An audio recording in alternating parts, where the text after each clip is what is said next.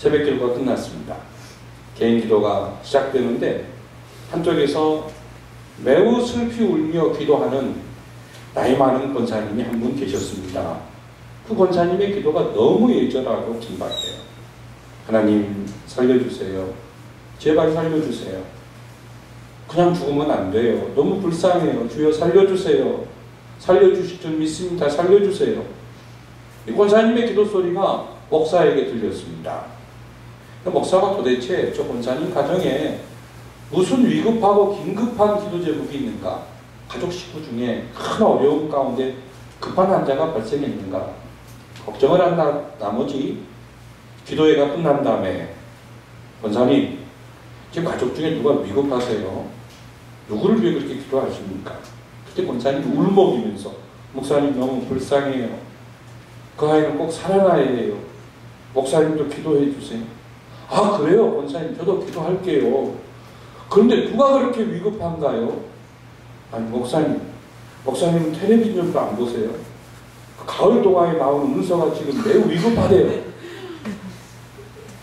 유머에 나온 얘기지만 이 권사님은 텔레비를 보다가 이 가을 동화에 나온 은서의 위급함이 현실처럼 다가와서 새벽기도 시간에 그렇게 기도한 겁니다.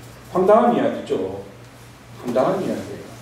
그런데 저는 이 유머 속에 아주 깊은 진리가 담겨 있다고 생각합니다. 순수한 그 마음을 가지고 계시잖아요. 주기도문은요, 하나님의 순수함이 담겨 있습니다. 예수님의 순수함이 담겨 있습니다. 루터는 이 주기도문은 기도의 알파벳이라고 했습니다. 터툴리아는 기도 중의 기도가 주기도문이라고 했습니다. 기도를 가르치는 기도가 주기도문이라고 했어요.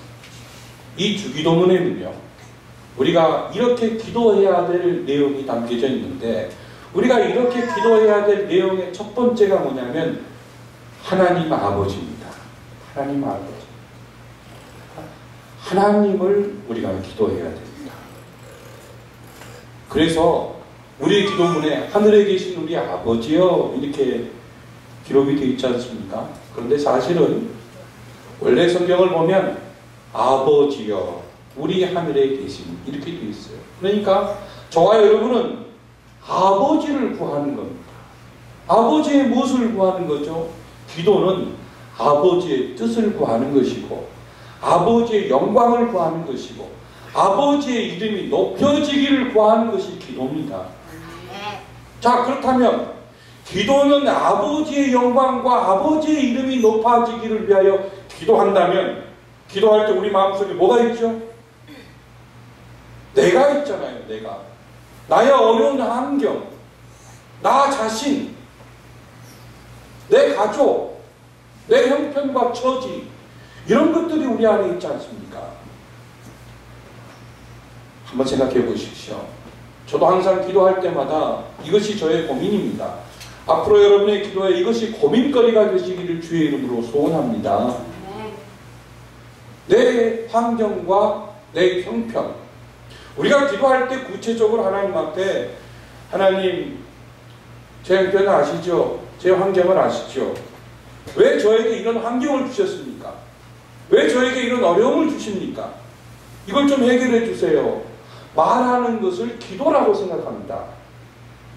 그런데 그런 기도는 절에 다니는 사람도 하고 타 종교인들도 얼마든지 해요. 그런 기도에만 집착되어 있으면 그걸 가리켜 우리는 기복적 신앙이다 이렇게 말하는 겁니다. 예수님은 그 제자들에게 유대인들이 가지고 있는 기복적 신앙의 상태를 뛰어넘어야 한다는 겁니다. 그것이 아버지를 구하라는 겁니다. 그래서 하늘에 계신 우리 아버지요, 하늘에 계신 우리 아버지요. 이 주기도문의 첫 번째 강구할 내용은 하늘에 계신 우리 아버지요예요. 그 아버지와 관계되어 있습니다. 하나님을 구하는 겁니다. 불효막심한 자식은 아버지한테 달라고만 하죠. 그런데 효자는 아버지의 생각이 무엇인가를 헤아립니다. 그렇죠? 저와 여러분이 하나님 앞에 효자가 되시기를 소원합니다. 불효막심한 자식은 아버지가 싫어함에도 불구하고 달라고만 해요. 근데 아버지 어쩔 수 없이 주기 싫은데 이 부자 간의 관계가 깨져버릴까봐 나중에 깨닫겠지 하고는 주십니다. 아버지는 우리가 자식됨을 기뻐하고 계시고, 아버지는 자신의 어떠한 행동과 결정 때문에 우리와의 관계가 깨지는 걸 원치 않으십니다. 아버지는 우리에게 좋은 것을 주기를 기뻐하시죠. 그러니까 하나님 아버지요, 이 구하라고 하는 것은, 하나님을 구하라고 하는 것은 바로 기도에서 내 욕심과 내 환경을 먼저 내려놓으라는 얘기예요. 그리고 내 욕심과 내 환경 대신에 뭘 채우라는 얘기입니까? 아버지를 채우라는 겁니다. 하나님을 채우라는 거예요. 이것이 바로 예수님께서 제자들에게 이렇게 기도하라 하는 중요한 요지입니다. 하나님에 대해서 우리가 채워야 될 것이 뭡니까? 하나님에 대해서 채워야 될 것은 이름이 거룩히 여김을 받으시오며 하나님의 이름이 거룩하게 되기를 원합니다. 다시 말하면 하나님께서 이 부족하고 무지한 종의 인생에서 하나님으로 여김받기를 소원합니다. 이 말이에요. 하나님, 제가 저를 사랑하는 것보다 하나님을 더 사랑하기를 원합니다. 이것이에요.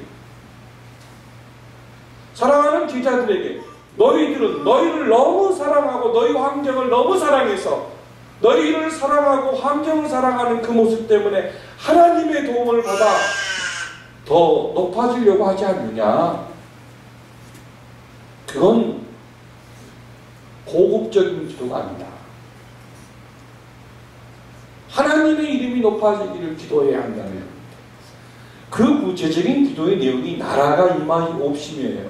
자, 하나님의 이름이 높아지기를 원해서는 자식이 아버지의 명예를 드러내기 위해서는 자식이 아버지의 다스림을 받는 것처럼 하나님의 이름이 높아지기 위해서는 하나님의 다스림을 받아야 되겠죠. 그것이 바로 나라가 임하옵심이에요.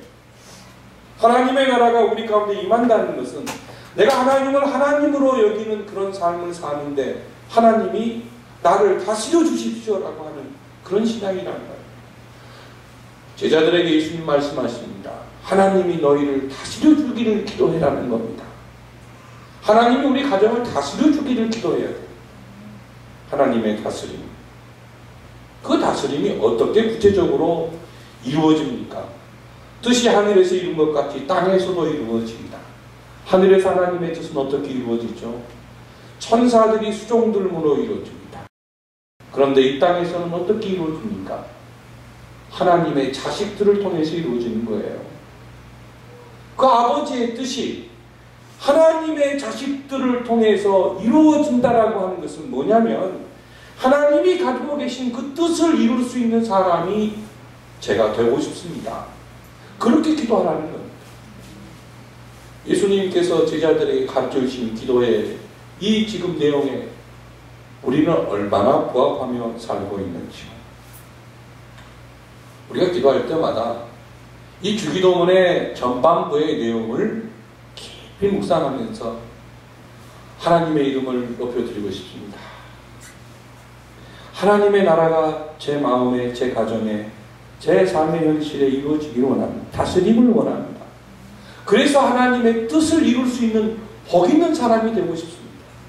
이것이 바로 주기도문이 저와 여러분에게 가르쳐주고 있는, 이렇게 기도하라고 하는 첫 번째 대명제입니다. 하나님과 나를 바꿀 수는 없습니다. 하나님과 그 모든 것을 바꿀 수가 없어요. 사랑하는 제자들이 이 비밀을 나중에 알고 많이 울었을 겁니다. 너무나 많이 울었을 거예요. 여러분도 또 나중에 이 비밀을 알면 많이 울 겁니다. 너무너무 울 거예요.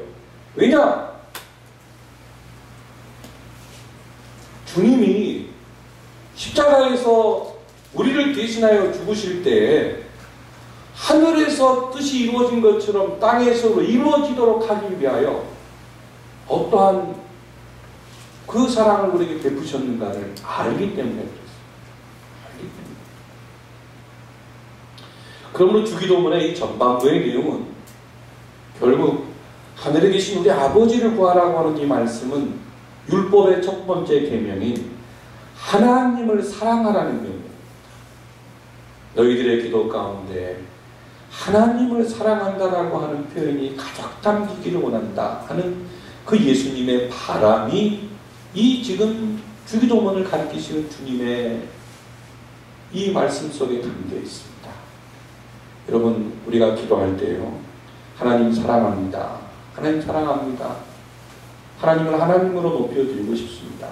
하나님, 제 생각 말고 하나님의 생각대로 살고 싶습니다. 이런 기도가 좀 더 많아지시기를 바랍니다. 개를 키워보신 분들은 알 겁니다. 개가 사람보다 나을 때가 참 많아요. 그래서 개만도 못한 사람들, 그래서 많은 겁니다.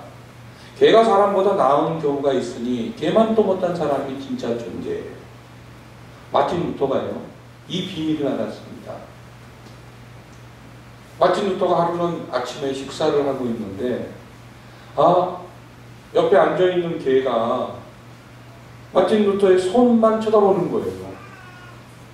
손을 가지고 접시에 가서 음식을 만지면 개가 그 손에 가 있어요. 손에 가 있습니다. 그 눈이 손에 가 있어요. 그 음식을 들어서 입에다 넣으니까 개의 눈이 마틴 루터의 입을 보고 있어요. 그릇을 만지니까 개가 또한 마틴 루터의 손만 집중해요. 하도 개가 루터 자신의 그 손만 집중하다 보니까 루터가 개에게 감동됐습니다. 그래서 먹던 고기 한 점을 띄워서 개한테 던져줬어요. 그랬더니 개 한 마리가, 개가 그 고기를 맛있게 부사장 먹은 다음에, 정신없이 먹은 다음에 또다시 루터의 손을 집중하는 거예요. 그때 마틴 루터가 이렇게 고백했습니다. 그 순간 마틴 루터는 이렇게 고백했습니다. 개가 내 손을 쳐다보는 것처럼 나도 하나님만 바라보았더라면 하나님은 더 크게 나한테 감동하셨을 텐데, 내가 더 하나님만 더 집중했더라면 하나님은 내게 감동하셨을 텐데,